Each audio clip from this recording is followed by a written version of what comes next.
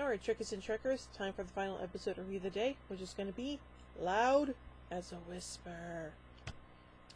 The Federation Starship Enterprise, commanded by Captain Jean-Luc Picard, is said to take aboard Riva, a renowned and successful negotiator, to help resolve a centuries-old war between two tribes on Soleus 5.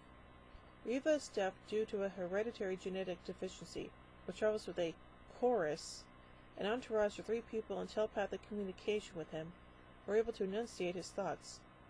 Riva dismisses the Enterprise crew's briefing on the history of the conflict, explaining that the dispute has long since become personal, regardless of whatever tangible concerns that may have started it. When Riva, his chorus, and several Enterprise officers beam down for the meeting, one tribal delegate fires upon them, killing the chorus. Well, that's not good. The tribe's leader immediately brands him a traitor and executes him, begging for the talks to continue, but the away team has already begun emergency transport back to the Enterprise amid the chaos.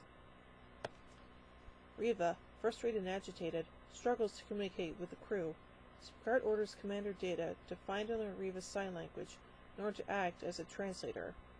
Picard offers to take Riva's place in mediation. Riva believes the Solanian tribes will only cooperate with him.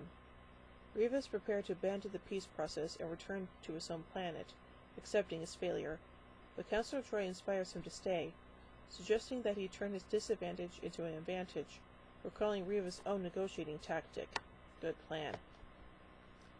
Riva returns to the meeting spot on the planet, and to the crew's surprise, tells them that they should leave, and he will signal Starfleet when negotiations are complete, as they may take several months.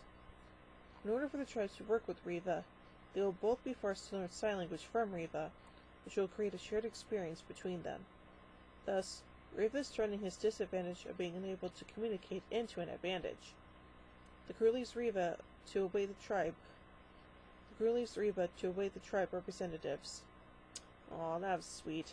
Anyway, let's look at some production elements here. Howie Sago, who was deaf, approached the show's producers with the idea of a deaf mediator. The initial idea came from his wife, who was a fan of Star Trek. The writers originally wanted Sago's character to learn to speak after his horse is killed, but Sago was opposed to the idea, as it could perpetuate the practice of forcing deaf children to speak. Producers were understanding of his concerns and wrote a new draft. Yes, that's a pretty good idea. So overall, this is a pretty interesting episode, and I kind of like stories that deal with the whole, trying to find different ways to communicate with people, so it was pretty good. So overall, I give Loud as a Whisper 4 warp cores out of 5.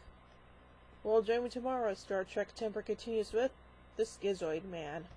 So, until then, live long and prosper, everybody.